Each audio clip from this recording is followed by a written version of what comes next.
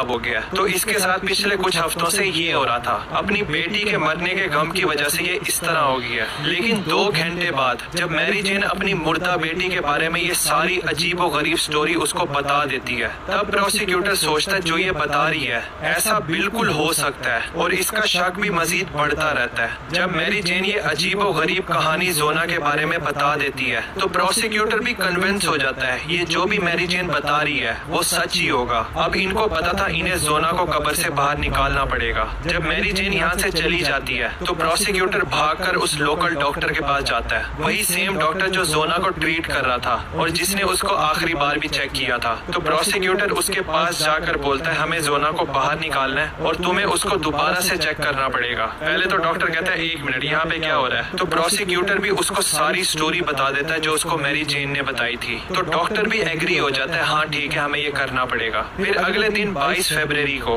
बंदों का ग्रुप जिनके पास खुदाई के लिए कस्सियां थी, ये लोग और 7 प्रोसिक्यूटर और डॉक्टर हिल टॉप सेमेटरी में जाते हैं जिधर जोना को दफनाया हुआ था। वो खोद कर उसका ताबूत निकालते हैं और ताबूत को लोकल स्कूल हाउस ले जाते हैं। फिर वर्कर्स वहाँ पर उसकी बॉडी को बाहर निकालते हैं जो कि काफी प्रिजर्व थी क्योंकि जमीन काफी ठंडी होती है। उसकी बॉडी को निकाल कर वो टेबल पे रखते हैं तो सब बाहर चले जाते हैं सिवाय डॉक्टर और प्रोसिक्यूटर के। फिर प्रोसिक्यूटर और डॉक्टर जोना को एग्जामिन करना शुरू कर देते हैं दोबारा से। तो इस री एग्जामिनेशन के 30 सेकंड में ही डॉक्टर और प्रोसिक्यूटर जो आमने सामने ही खड़े थे उनको वही चीज दिखाई देती है जो मैरी जेन ने अपनी इस अजीबो गरीब स्टोरी में बताई थी। तो डॉक्टर और प्रोसिक्यूटर पहले इस चीज को देखते हैं फिर एक दूसरे को देखते हैं। उनको यकीन ही नहीं आ रहा था कि मैरी जेन की स्टोरी वाकई ही सच है और ये है मैरी जेन की क्रेजी स्टोरी। जोना के फ्यूनरल वाले दिन बेशक मैरी जेन बहुत ज्यादा गमगीन थी अपनी बेटी के मरने पे, लेकिन उसके दिमाग में जो असल फीलिंग आ रही थी वो थी नफरत एरास्मस के लिए। वो एरास्मस से नफरत करती थी, वो हमेशा से इससे नफरत करती थी। और अब क्योंकि उसकी बेटी मर गई है तो इसको मजबूरी में एरास्मस को देखना पड़ रहा है रोते पीटते। उसके दिमाग में ये चल रहा था कि ये फ्यूनरल मेरी बेटी के लिए है, तुम्हारे लिए नहीं है। तो पूरा फ्यूनरल वो बस एरास्मस को नफरत से देखती रहती है। अब जैसे वो घूर रही थी तो उसके दिमाग में एक नया इमोशन आ जाता है जो उसको समझ ही नहीं आती। उसको फीलिंग आ रही थी कि यहाँ पर कुछ गड़बड़ है। तो इंस्टिंक्टिवली मैरी जेन ये सोचती है कि यहाँ पर जो भी गलत हुआ है या कुछ भी गड़बड़ है वो एक ही बंदा एक्सप्लेन कर सकता है, वो है इसकी बेटी जोना